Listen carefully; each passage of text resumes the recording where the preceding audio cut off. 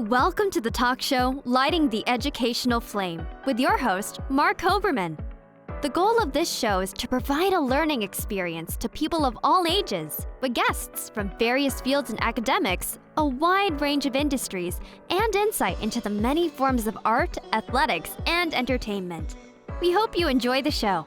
Today, our guest is former professional baseball player Dave Stewart, who will speak about his experiences as a player and a coach. Hello and welcome to the talk show, Lighting the Educational Flame, brought to you by Great Success Education. I'm your host, Mark Hoberman. Today, our guest is former Major League Baseball player, pitcher, pitching coach, and TV Sports Network anchor, Dave Stewart. Dave, welcome to Lighting the Educational Flame. Thank you for having me on. Oh, our pleasure. Dave, so many young people have dreams of becoming a professional athlete from a young age. I know that you were phenomenal in more than one sport. In fact, I think you gave up some scholarships in other sports. And was your dream as a kid, I want to be a pro athlete, I want to be a Major League Baseball player? When did that passion first click?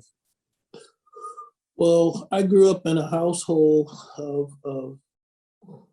6 girls and my brother, so there are 8 kids, 2 working parents. My father was a longshoreman, Pacific Maritime.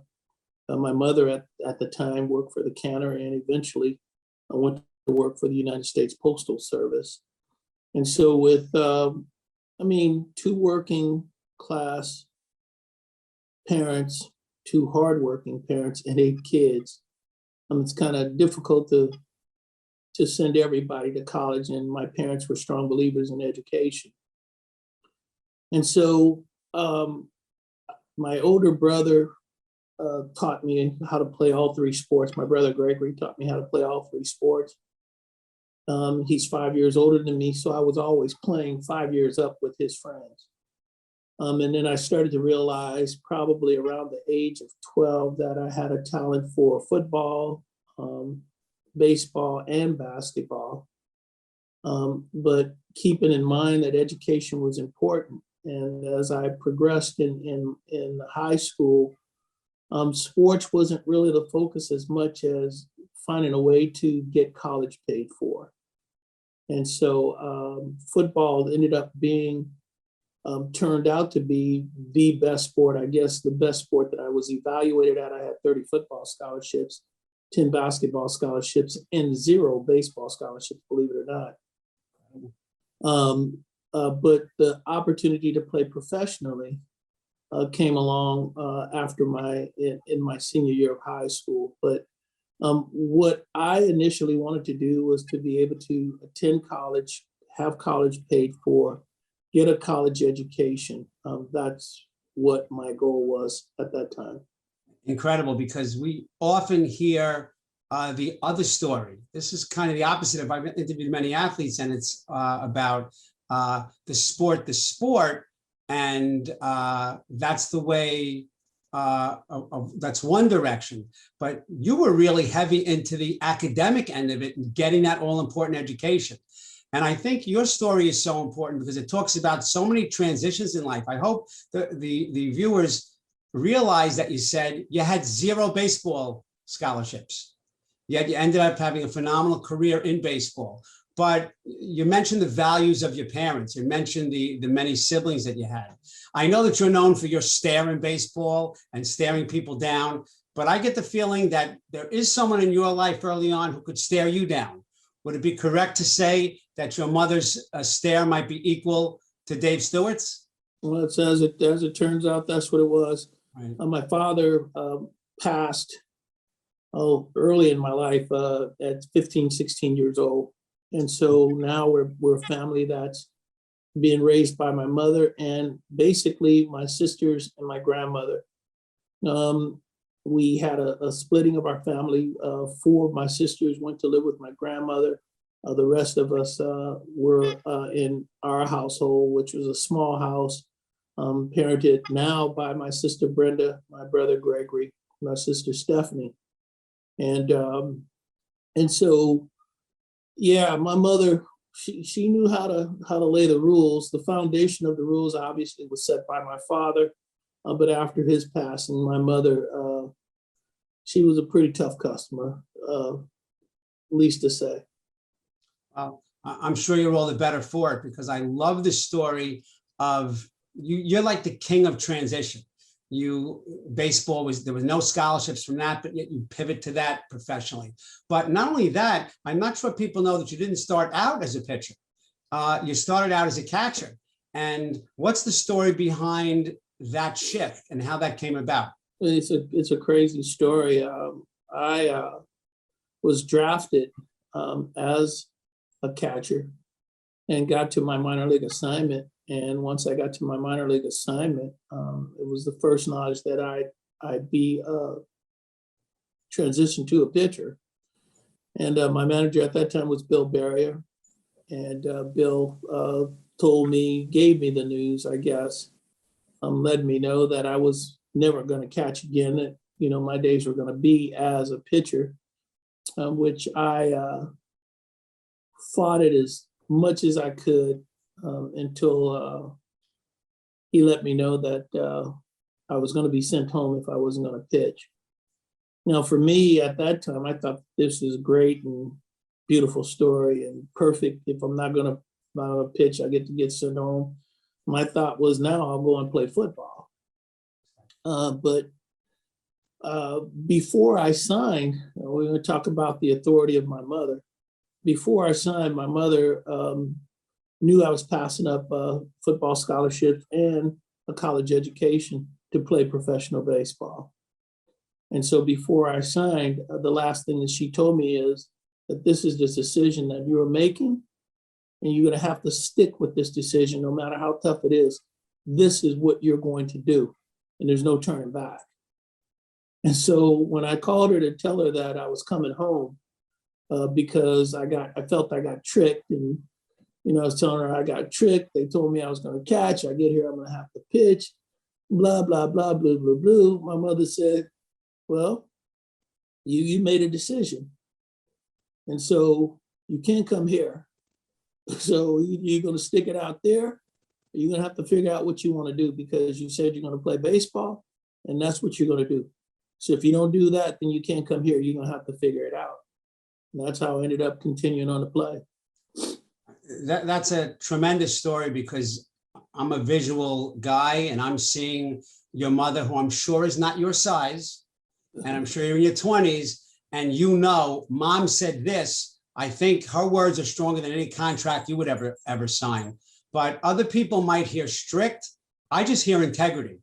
I hear you put your name on a piece of paper, you made a commitment, and you're going to stick to it. And I wish there were more of that, certainly in sports. But you're definitely the poster person to that, and it's amazing that your mother had such a strong influence on you. And we often on this show talk about that people know the glory but not the story, and that's an incredible story. Everybody thinks it's, oh, you get signed, you pitch, you do all this, you get your endorsements. They don't know the stories behind it. So could you share some of the struggles you had as a player? Well, I mean, the first struggle is the transition from catching to pitching. My first 2 years, I didn't win a baseball game. I had more walks than innings pitched the first 2 years that I played. And so that was definitely a struggle, and adjusting to, I'd been pretty much successful throughout my high school career, catching and hitting. Basketball, obviously, I was a rebounder and a scorer. And in football, I was aggressive, and I was a hitter. I mean, I played all three sports. Scholarships were, I guess, the proof in the pudding that, I enjoyed and loved playing sports and had a level of success at the high school level. So to come into professional baseball, change positions, not have any success, it took a lot of fortitude, I guess is the best word, to keep my head up and continue to learn and to want to learn, first of all. And, the change for me was with Sandy Koufax in Instructional League, my second year, back-to-back years of Instructional League. And Instructional League basically says that you have the ability, and we consider you to be a prospect in your position, but you need extra to get to the next level. And so in the winter or the fall, actually, of 76, I was in instructional league, and Sandy Koufax was there and took it upon himself to work with me. And we started from square one, changed the mechanics, and talked about his lack of success when he first signed to play professional baseball, being wild, giving me a story that was similar to his, but his happened at a much higher level. He signed for $100,000. He had to go right to the big leagues. And so people don't know that Sandy Koufax was successful right off the bat, that he had control problems and had to learn how to harness it. And he taught me those same things. And so that for me was the biggest struggle of adjusting. And then after that instructional league, my very next year, I went 18-4. It was my first winning season. Well, and you've had many winning seasons, but talk about name dropping, how lucky you are to have a mentor such as that. But I love the fact that you mentioned that he struggled. You never really hear the struggles. And it is a wonderful thing, and you're popular. And now certainly today you can make an enormous amount of money, but there's so much that goes into that. At the beginning of your career, you were used inconsistently as a starter, then a reliever. You're so good at pivoting, and between starter and reliever and being switched back and forth, did that frustrate you or did that inspire you? Only frustrating because the majority of my minor league career, I only started. And that's what my mindset was. I knew the routine of starting and how to prepare myself, both physically and mentally. And then to make the major league team, I had to pitch out of the bullpen, and I had never relieved before. And the only information I got in how to be successful as a reliever was throw as hard as you can for as long as you can. Right. So I did that. And then I got an opportunity in the 81 season, in the 82 season for the first time to start a baseball game at the major league level. And actually I pitched well. It was an opportunity. Bert Hooton got hurt. I ended up getting a spot start and ended up getting 4 or 5 starts after that, and then transitioned back to the bullpen. And so, my mindset became more of whatever the team needs to use me as, and however I can help the team win is what I'm going to do. The 82 season was a struggle for me early. And then once again, Sandy Koufax shows up, which I was fortunate that he did. That's when I thought I was learning a 2-seamer that turned into a split finger, that turned into a forkball, which was the pitch that actually changed my career. Well, as if you haven't pivoted enough, now it comes and you go from professional baseball player to pitching coach. And I would argue that I'm sure with your philosophy, you kind of became the Sandy Koufax for some other young players. I know as a teacher myself, the joy I get from helping others and helping them develop. But what did you learn about yourself as you began to now turn into the teacher? Well, as a pitching coach, what I learned about myself, and maybe I knew it, because really in your life, what you have to look back on as a teacher is, what did people give to you? As a child growing up, Everett Henry, when I was 12 years old, allowed me an opportunity to work at a gas station and pump gas. It was my first real job and first chance to make a living. But he taught me things that are valuable even today. He taught me how to do tune-ups, change spark plugs, drop transmissions. And so that, and then I worked at the Boys and Girls Clubs. And at the Boys and Girls Clubs, I learned basically how to interact and with different people who didn't look like me, white, black, Hispanic, Asian. I learned that at the Boys Club. And then when I got into professional baseball, I singularly focused on Sandy Koufax because although the Dodgers organization hadn't given up on me, and the proof of that was being in instructional league back-to-back years. But Sandy Koufax showed patience. He showed a way that he could show me that he and I had similarities. And more importantly, he listened. And those were the things that I needed to do as a pitching coach. I couldn't give up on the player.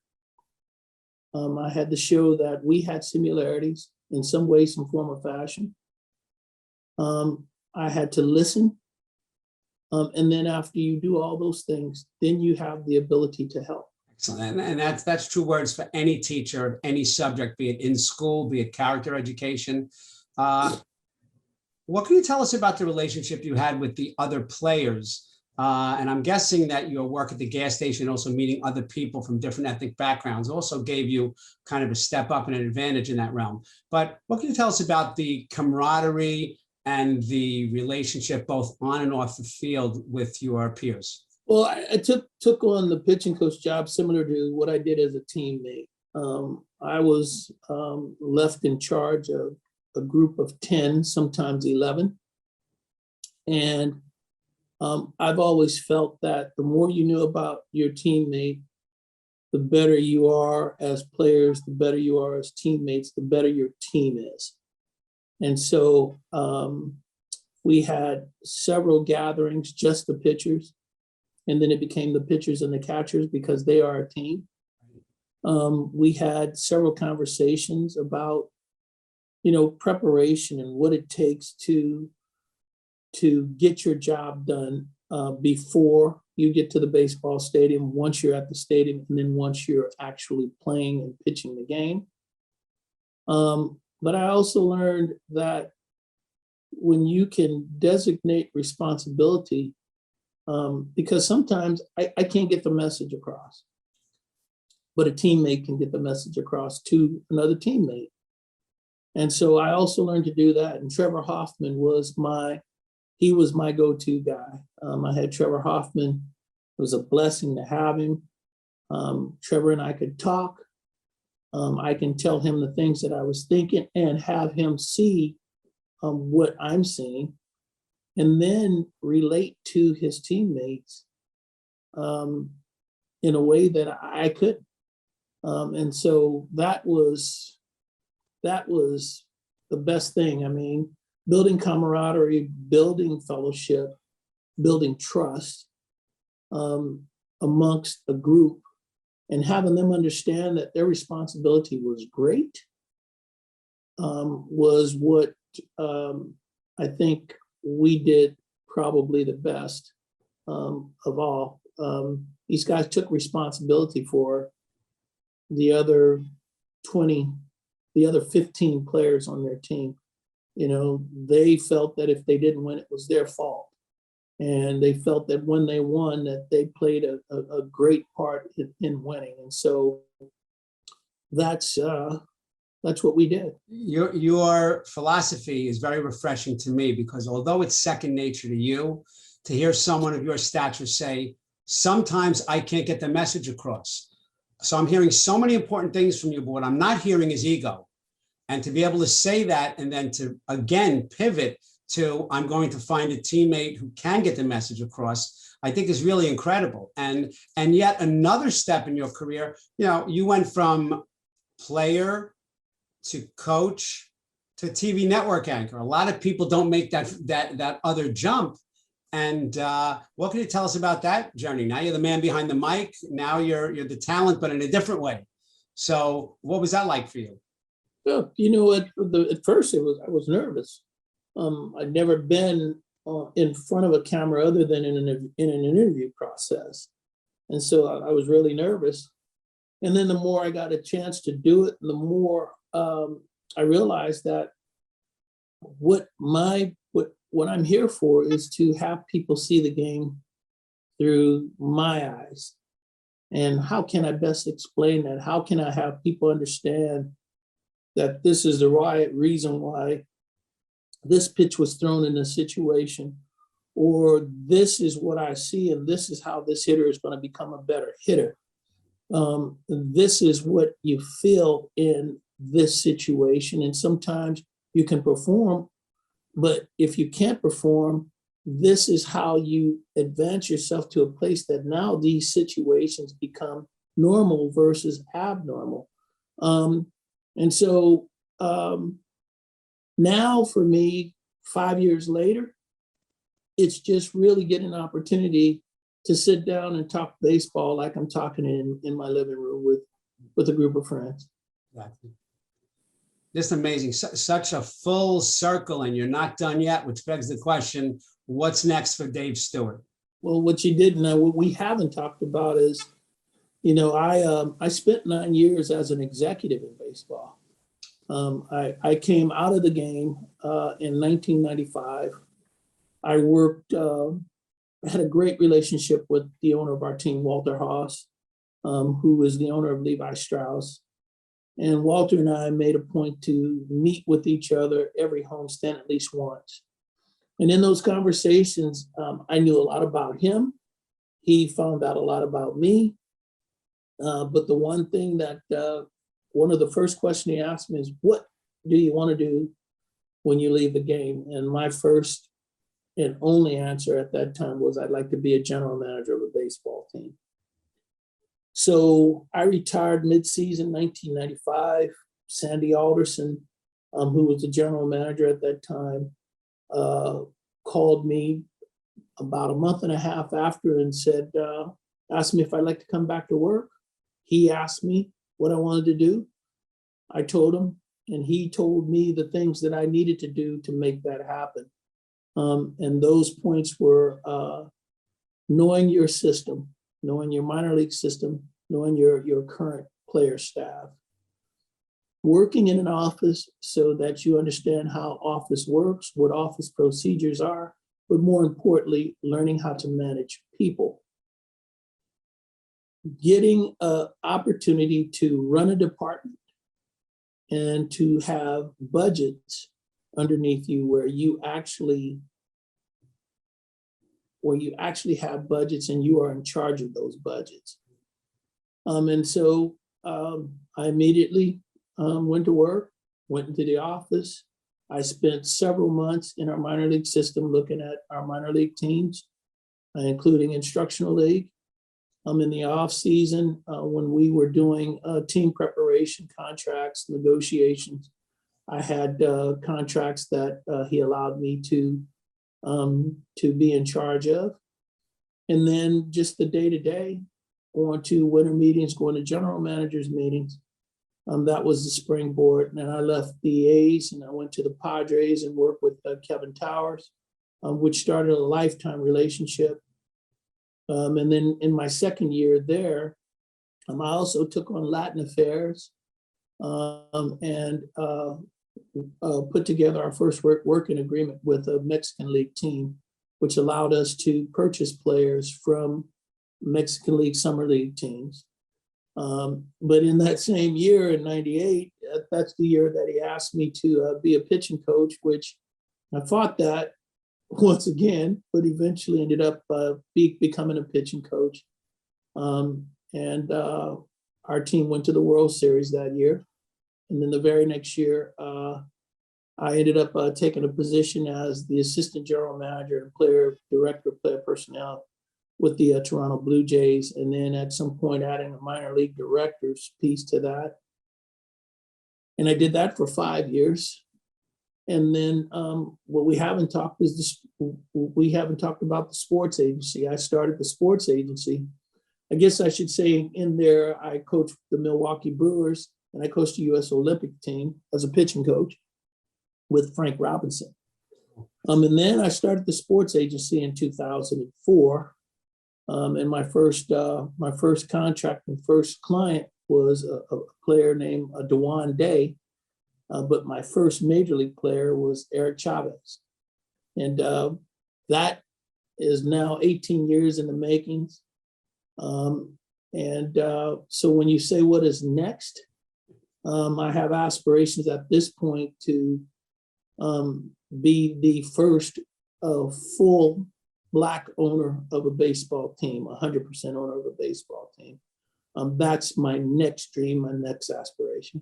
Well, when it comes to Dave Stewart, I don't think any aspiration is too high because you tackle anything that you start and you bring it to the finish line. So glad you brought those other aspects up. And when most people are thinking of stepping back, you're thinking about moving forward even more than ever before. And I just think your whole story, your whole philosophy and outlook on life and integrity, it's just unbelievable. So Dave, I can't thank you enough for joining us today and sharing not just your passion for sports and coaching and your work in the executive level, but just the integrity and the philosophy and mindset that you have to succeed. It's a tremendous lesson for anyone watching. So thank you so much for being with us today. What an honor it was to have you here. It's really important to understand that anything, and this is not the first time you're going to hear this, but anything that you achieve in life, it's not going to be easy. Nothing comes easy. And real success is not measured by the amount of money that you make. It's by the impressions that you make on people and the positive effect that you have in this lifetime. And that means, from people to business to your children. Your real success is, as they say, what people say about you when you're not around. Then you know the impact that you've had. And so, my goal is just to, we haven't talked religion, but my goal is just to do the things that I think God has meant for me to be here to do, and to do them in the way that He's instructed me or asked me to do those things. And so my baseball life, I feel is a gift. It's given me a platform that I would never have. And I've just tried to do the best with everything that I've been given. Incredible. And you're right. I have heard those words in different ways before, but I have to be honest, when you say them, they're not just words. I know it's coming from the heart. I know it's coming from a place of sincerity. So again, so wonderful to have you on. Such a life lesson for the viewers. Can't thank you enough. And I wish you success in all your future endeavors. To the viewers, you're lucky to have been seeing Dave Stewart today. What a great life lesson he's given us. And this is Mark Hoberman thanking you for watching Lighting the Educational Flame, and have a great day. Dave, thank you so much. Thank you. Thank you, Mark. Thanks very much. Thank you for watching Lighting the Educational Flame. To contact Mark Hoberman, email him at info@gradesuccess.com or visit him on social media through Facebook, Twitter, Instagram, and LinkedIn. Thank you for watching Lighting the Educational Flame.